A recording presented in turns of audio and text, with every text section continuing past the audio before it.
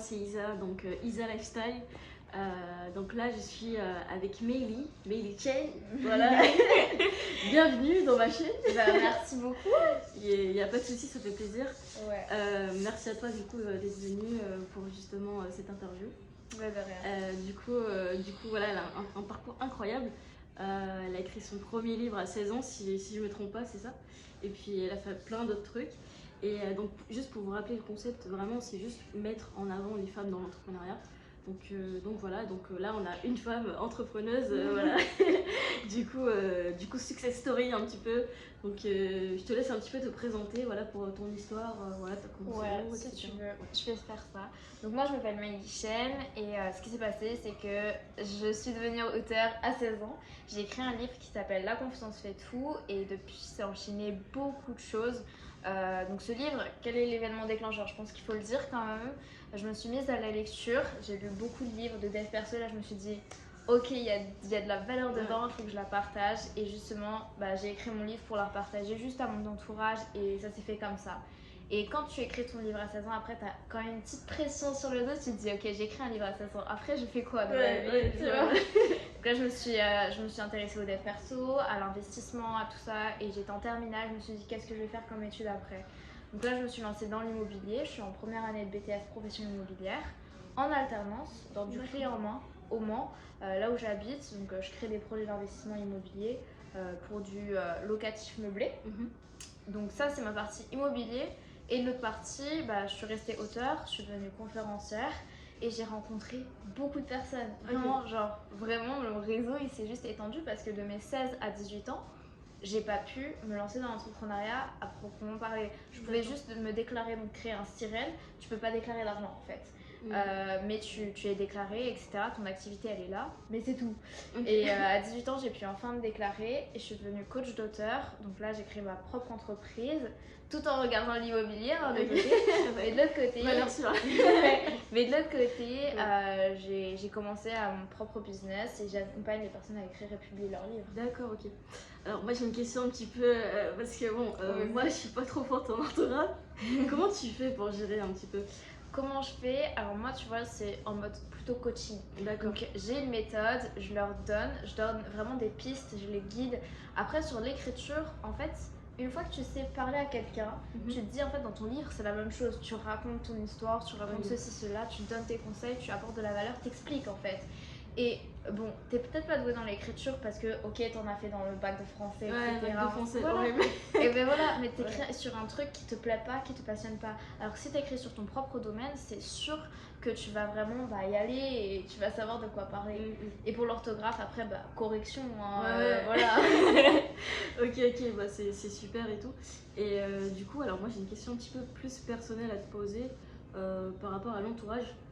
Comment t'as un petit peu géré ça? Parce que voilà, tu t'es lancée très jeune et tout. Donc voilà, comment ta famille ils ont réagi par rapport à ça et comment aussi par la suite t'as fait je vois ce que tu veux dire. Parce que au début dans l'entrepreneuriat, on se dit ok, tu vas t'isoler, tu vas perdre tes proches, tu vas te mettre, voilà, tu vas monter ton business dans le noir quoi. Et moi je suis là, j'ai 16 ans, j'ai fait mon livre dans mon coin, j'ai dit à personne, j'ai lancé tellement rapidement que voilà. Et autour de moi, c'était mes camarades de classe, mes parents, donc pas vraiment un mindset de ouf, pas une ouverture d'esprit de ouf. Et j'ai commencé à faire des événements. En fait, j'ai rencontré un pote qui était dans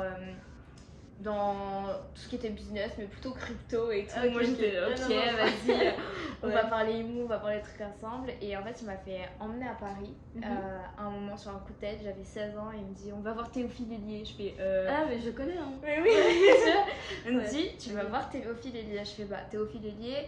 Ok, je le connais, mais il me plaît pas plus que ça. Je sais pas pourquoi je vais faire le déplacement. Il était 14h, j'étais à table, j'étais devant mes parents, j'étais en train de leur dire bon, je vais prendre le train pour la première fois toute seule pour avoir un mec que je connais, que je ne sais même pas s'il va venir, tu vois. À 16 ans, mes parents ont fait non, tu vas pas. Finalement, j'ai réussi à y aller, mon frère m'a emmené, etc. Et là, déclenchement, j'ai rencontré des gens, mais juste de ouf, des entrepreneurs. En fait, c'est pas un truc de ouf, mais c'était le premier événement qui en a déclenché plein d'autres. Et après, j'ai commencé à faire des conférences, des réseautages, etc. Là, je me suis bien entourée. Et c'était vraiment ça que je voulais faire, c'était D'accord. pas, tu vois, me couper du monde. Justement, j'ai voulu aller à l'encontre de ça, créer du réseau au maximum pour créer des connexions. Je me souviens, je faisais plein d'appels, tu vois, mais t'as rien à vendre à part un livre. Ouais, c'est sûr. Donc, je rencontrais les gens de ouf, mais pas plus que ça. D'accord. Et c'est vraiment créer son réseau qui m'a vraiment aidée. Et c'est ce qu'on Ok, m'a c'est dit. super, ouais. C'était un des premiers conseils qu'on m'a donné, quoi. Ok. Et du coup, par rapport à ta famille, du coup, comment ils l'ont pris Par rapport à ma famille, alors mes parents étaient très fiers. Mhm. Mes parents m'encouragent toujours. Même mon entourage était là, waouh, c'est ma cousine. C'est ma cousine, elle a écrit un livre là, Voilà. Non, mais tu vois, genre, ils étaient là, ils sont C'est quoi le titre de ton livre, excuse-moi? La confiance fait tout. Ok, d'accord. Et du coup, franchement, ils étaient tous très fiers et Ok. ils continuent à être fiers. Mais franchement, ils me laissent beaucoup de liberté, tu vois. J'ai pris en maturité, mais comme ça, du coup, ils sont bon, elles gèrent et tout va bien. Donc, ça, c'est vraiment cool. Après, j'ai dû faire pas mal de sacrifices, je te le cache Ah ouais? pas. Et les gens, souvent, autour de moi, ne comprennent pas les choses que je mets en place tous les jours, tu vois. C'est quoi comme sacrifice? C'est-à-dire, enfin, c'est pas des sacrifices pour moi, mais Oui, pour oui, eux, c'est quelque chose de lourd. Par exemple, aller au sport tous les jours, se D'accord. lever à 6h tous les jours, lire 3 livres par semaine, tu vois, t'avais des trucs Ok, comme ok. ça. Et mes parents ou des personnes de mon entourage ne comprenaient pas forcément, je les obligeais pas, moi je faisais ma vie, on me laissait faire. Mais par contre, ça paye qu'au résultat. En mode résultat, ça c'est t'aime, mon c'est bien. enfant et tout, tu vois. C'est mon enfant, la procédure. Mais par contre, quand ils m'ont dit, mes parents, mais Mélie, arrête de t'enfermer dans ta chambre et tout, ça on l'a pas dit, tu vois. Ok. Mais du coup, je leur en veux pas parce que je suis là quand même. Mais c'est vrai qu'ils auraient pu me laisser encore plus d'espace, même si j'en ai eu beaucoup, ça je ne cache pas. Ok, bah c'est cool. Et du coup, moi j'ai une question. Alors, toujours un rapport avec mon thème, mon concept et tout, j'y tiens.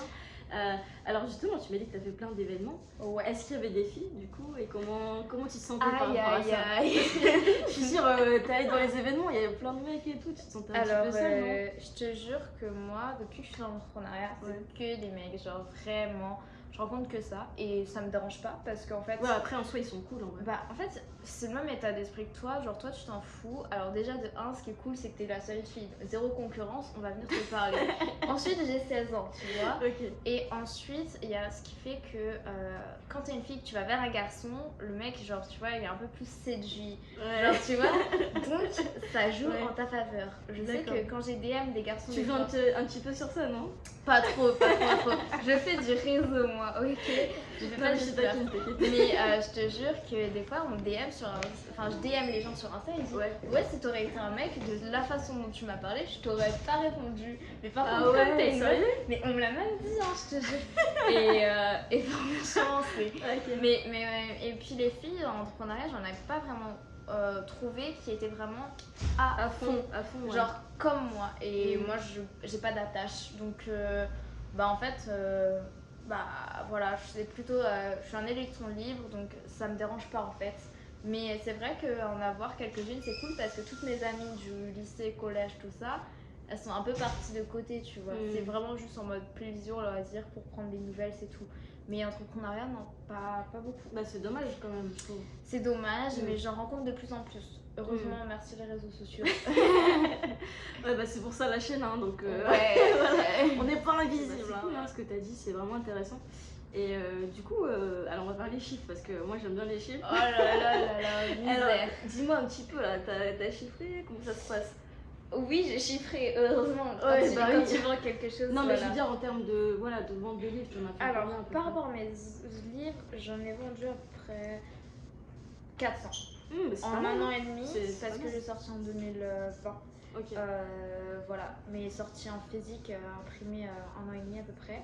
Okay. Donc c'est très bien. Voilà. Ouais, c'est bien, franchement c'est bien. Donc, Et comment t'as fait pour justement les vendre en physique? Parce que moi personnellement je connais pas.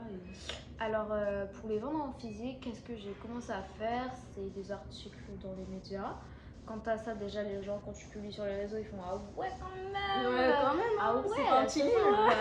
Elle a 16 ans, elle va à France Bleu là. Je fais wow, doucement les cocos, je suis la même, voilà. Ne prenez pas pour une star. Mais déjà les médias, les salons, séances de dédicace un petit peu parce que les gens ils vont sur les réseaux sociaux et puis ils veulent acheter. Les dépôts-ventes, j'en ai mis un petit peu partout. Il y a ça, et puis après, événements. Parce que tu vois, moi je faisais du réseautage, je pouvais rien vendre d'autre. Je pouvais que rencontrer des gens, me former, etc. comme tout le monde le dit. Donc j'ai rencontré beaucoup de gens et justement, à chaque fois je me balade avec 3-4 livres et souvent je les vends peut-être pas forcément, mais les personnes savent et se disent ok, c'est le prochain livre que je m'achète, tu vois. Et je fais des envois aussi à distance et tout avec ma commu sur les réseaux, ça se passe très bien. Ouais, j'ai vu tes stories, il y a beaucoup de gens qui te suivent et qui achètent tes beaucoup livres, de et qui sont reportages satisfaits et tout, donc c'est cool. Ouais. Moi j'ai ma grande sœur qui a acheté 3 biens à Paris.